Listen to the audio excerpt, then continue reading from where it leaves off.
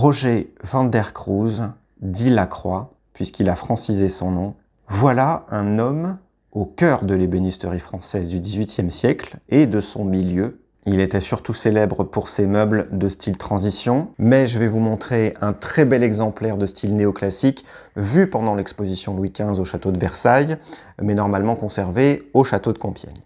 Et parce que de tels objets ne sont pas faits pour être ignorés du monde, aidez-nous en partageant la vidéo, en vous abonnant à la chaîne, et en attendant, archotechnicienne, archotechnicien, c'est parti. «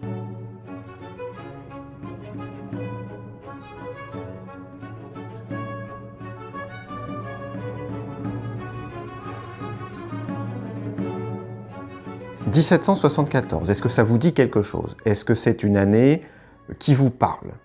Parce que, bon, ce sera l'année en l'occurrence de notre secrétaire, mais ce sera aussi l'année de la mort du roi Louis XV. Et Roger van der Cruz, ébéniste, conçoit cette année-là, et un peu avant, un secrétaire à abattant dit aux enfants marins, qui sera livré au château de Compiègne pour le comte d'Artois, le petit-fils de Louis XV, qui a alors 17 ans, et le frère du futur, dans peu de temps, roi Louis XVI, qui a lui 20 ans, toujours cette même année, 1774. Donc ce secrétaire aux enfants marins, le secrétaire du comte d'Artois pour Compiègne, est un meuble classé œuvre du patrimoine majeur par la Commission des Trésors nationaux en 2012, donc il y a 10 ans, à l'heure où nous parlons, et c'est un meuble où tout est sous contrôle de la part de van der Cruz. C'est un meuble qui n'est pas de style Louis XV sous Louis XV, mais ça c'est une problématique dont on se fiche complètement en réalité. Non, ce qui est important, c'est pourquoi on doit s'extasier devant un meuble, devant ce meuble.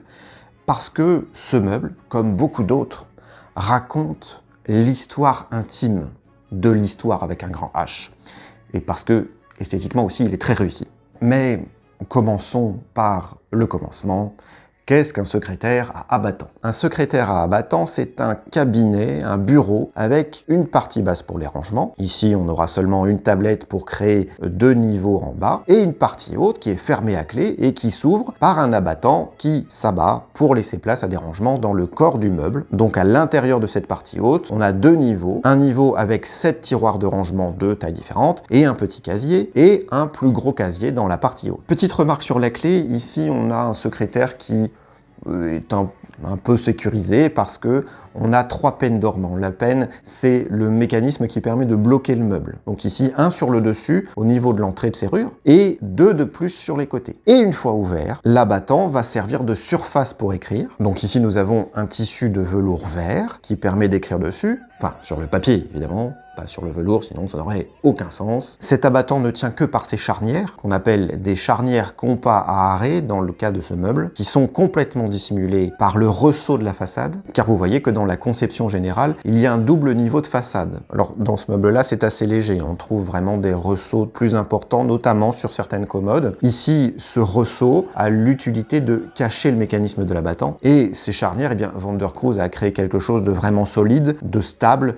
pas de risque de plier, à casser l'abattant si on s'appuie un peu trop dessus. Après, évidemment, c'est fait pour écrire, pas autre chose. Donc, fonction de bureau, fonction d'écriture, fonction de conservation aussi, hein, c'est l'intérêt d'avoir une clé pour son bureau, c'est une histoire de cacher, de conserver ses correspondances. On peut écrire debout ou assis dans un fauteuil adapté, et voilà, vous avez un secrétaire. Et quel secrétaire! Environ 1,60 m, tout en chêne, marqueté, bronze ciselé doré, à la dernière mode en 1774, couronné d'un joli marbre griotte d'Italie, marbre très à la mode à Versailles, et marbre dont la forme suit strictement la forme du meuble et des bronzes. Et c'est très important, ces finitions, et la qualité de ces finitions, là en l'occurrence sur le marbre, puisqu'ils vont protéger les têtes de ces enfants marins. Et ces finitions, eh bien, ça montre que c'est un meuble avec des qualités exceptionnelles, parce que van der Cruz a bien étudié par dessin donc les formes de son meuble. Évidemment, en ébéniste, ça ne part pas sans des dessins préalables de sa future création. Ici, il réutilise le ressaut avec ce léger ressaut central. C'est une habitude déjà chez van der Cruz, notamment sur ses commodes, et puis c'est aussi une marque d'autres ébénistes. Également, c'est un meuble qu'on appelle à pan coupé, c'est-à-dire qu'il n'y a pas d'angle droit entre la façade et les petits côtés du meuble. Ici, ça fonctionne, mais En l'occurrence, c'est pas toujours le cas. Et ça lui permet aussi d'accrocher intelligemment des bronzes dorés supplémentaires, du coup. Chose qu'on ne pourrait pas faire si on avait une arête angle droit. Donc, bâti de chêne, on l'a dit. Donc, chêne égale qualité. Et une marqueterie. Et une combinaison bronze-marqueterie absolument ravissante. Ça donne envie de pleurer. Et si vous ne savez pas ce que c'est que l'élégance, eh bien voilà, il suffit de regarder la combinaison bronze-marqueterie chez Van der Kroes et vous saurez. Ici, le bois le plus sombre, découpé en courbes, c'est de l'amarante, souligné par un bois plus clair, de houx ou de buis. Les petites briques claires qui sont là, c'est du bois de buis. L'ovale central sur lequel repose et est mis en valeur merveilleusement ce bronze, c'est du bois de violette. Et tout ça, tout ce meuble, sur un fond de bois de rose, découpé dans ce qu'on appelle le fil du bois. Et tout ce motif en cœur de losange entrelacé est superbement mis en valeur. Et pour ceux d'entre vous qui ont vu la vidéo sur Charles Crescent, vous comprenez que là, on atteint un niveau céleste, astral, cosmique de mise en valeur. Van der Kroes sait mettre en valeur sa matière. C'est un grand marketeur, autant pour les fleurs en bouquet que pour la géométrie ou les scènes. Il sait mettre en valeur ses bronzes, ou ses plaques de porcelaine, ou même sa propre marqueterie de bois. Et ici, ça en est la preuve. Chaque cœur de losange abrite en son sein un petit losange en bronze doré. C'est-à-dire que la marqueterie se suffisait en soi, mais il va pousser le raffinement. Et là, c'est simple, c'est élégant, et c'est qualitatif. Et comprenez bien cet aspect technique, puisque son bâti de chêne, il va faire le dessin de toute sa marqueterie, de tous ces bronzes, là où ils vont être placés. Tout est numéroté sur le bâti et sur le recto des plaques de bois de plaquage ou de bois qui va servir à la marqueterie pour que tout soit positionné à la perfection. Van der Kroes était ébéniste par passion. Et ça se voit.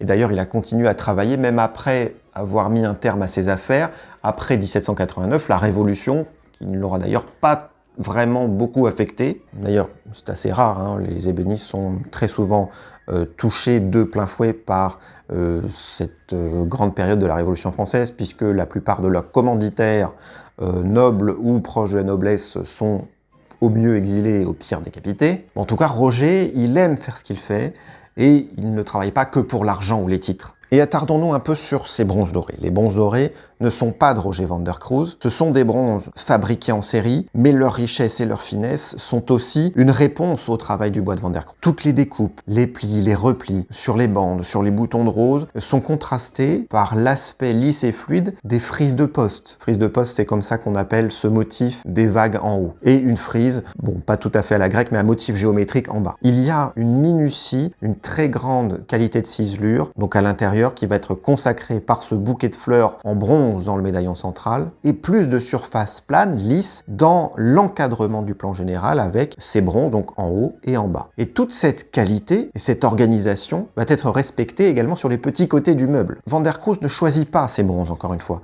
mais il sait choisir et positionner les bronzes dont il va avoir besoin, et il fait toujours le choix de la qualité pour donc tout organiser pour créer un meuble princier. Le choix pour les pieds, par exemple, donc pieds à partir de 2 boules, donc la boule supérieure plus grosse est entourée d'un collier d'ove, le tout surmonté par un socle carré, et ces pieds qui supportent avec force l'ensemble du meuble. Et vous voyez que le bâti, la partie menuiserie, était prévue à l'origine sans pieds. Donc vous voyez que Van der Kroes conçoit également son meuble avec des parties qu'il va rapporter, avec des parties qu'il ne conçoit pas lui-même. Et tout ça pour créer le secrétaire d'un prince. Et bien sûr, je termine par les chutes d'angle, donc de ces pans coupés, les enfants marins qui donnent leur nom à ce cabinet, donc sélectionné par Van der Kroes et par personne d'autre. L'enfant de gauche est ailé et tient une colombe, ses pieds se terminent en double queue de poisson, et l'enfant de droite tient dans sa main un bouquet de roses. Les mains, les expressions, l'inclinaison du visage sont différents dans les deux cas, et ce sont ces détails, ces petites variations qui sont les traces de l'âme du créateur. C'est pas charmant. Franchement, vous êtes obligé de dire oui, on ne pourrait pas tolérer un non. Je veux dire, à un moment, il faut savoir reconnaître la beauté où elle est, sinon votre vie est foutue. La seule chose dont on pourrait discuter, mais c'est vraiment pour dire quelque chose, c'est de ne pas avoir misé sur la verticalité du meuble. Et ici, de casser l'ensemble en deux parties avec cette frise de ruban qui coupe le meuble en deux. Et ce qui va avec, en fait, c'est cet encadrement central entre les deux vantaux de la partie basse. Déjà parce que ça dépasse les deux cadres de chaque côté, donc sur chaque ventail, et ça crée une partie un peu étrangère. Mais bon, après je vois les petites roses en des coinçons aux quatre angles sur chaque ventail et on oublie.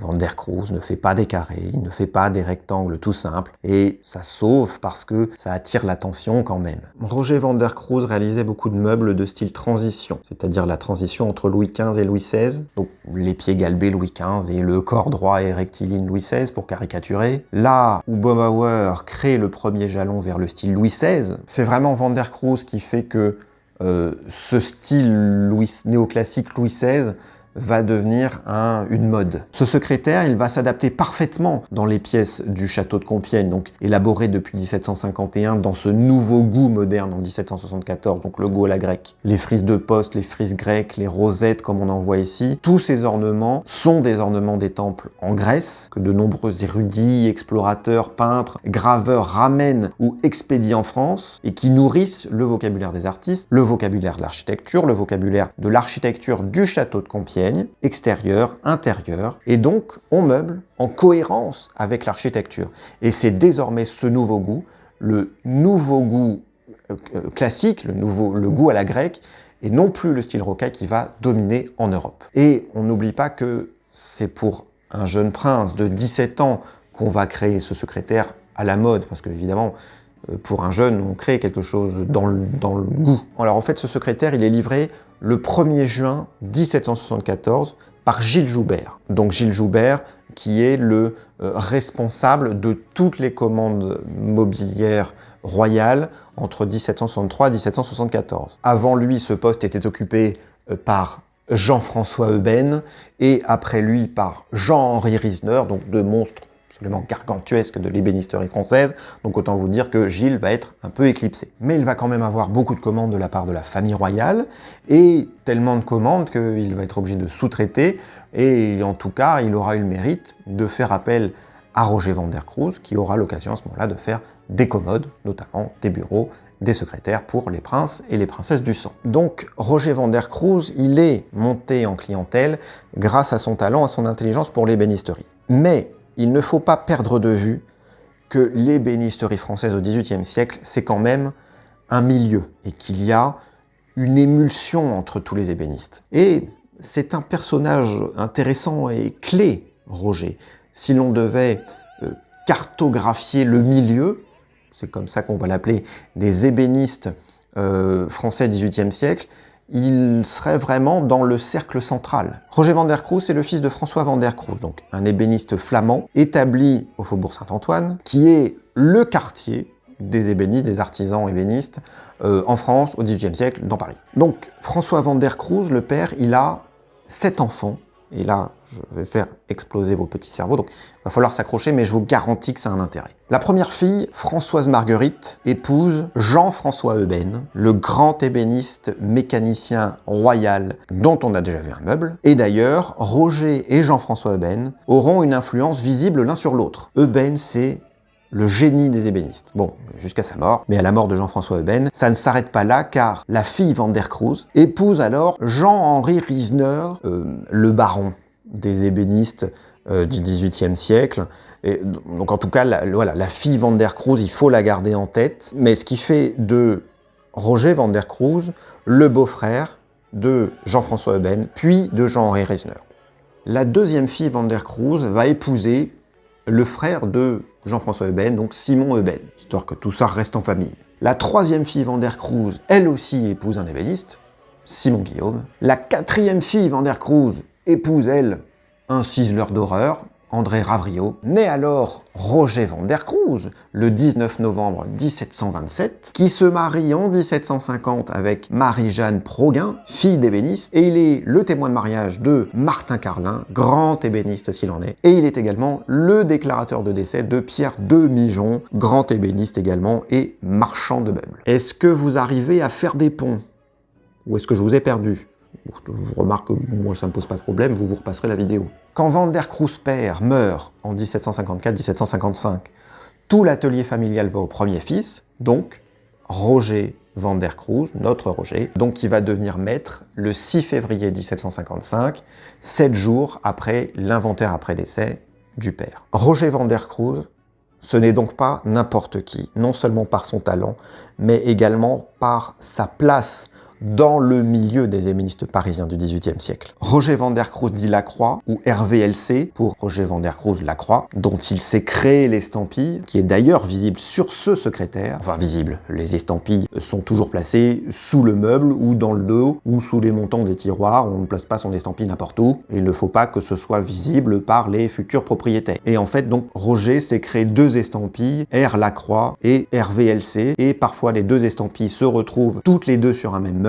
Et la seconde estampille, donc RVLC, est généralement utilisée pour les meubles qu'il fabrique pour les marchands merciers, donc les marchands de meubles et d'objets de luxe qui permettaient de meubler tout un hôtel particulier. Il y en avait un certain nombre, dont des personnages très célèbres qui commandaient différents objets à différents artisans, donc Daguerre, Migeon, Poirier, et notamment qui avaient déjà commandé à Roger van der Cruz en l'occurrence. Et les marchands merciers fournissent également la cour pour leur mobilier. Donc grande commande parce que qualité de la création, et parce que on arrive à saisir la mode. Et l'avantage de Van der Cruz, c'est qu'il arrive à produire beaucoup sans perdre en qualité. Donc que ce soit ses meubles volants, sa spécialité, ou des commodes, ou des secrétaires, c'est un maître ébéniste qui est même devenu juré de sa corporation, donc très haut placé dans la société des ébénistes. Et ce secrétaire, c'est un chef-d'œuvre du mobilier néoclassique, du travail d'un grand ébéniste parmi les grands, d'une perfection de l'esthétique, d'un perfectionnement de la marqueterie fusionnée au bronze doré, de l'âme,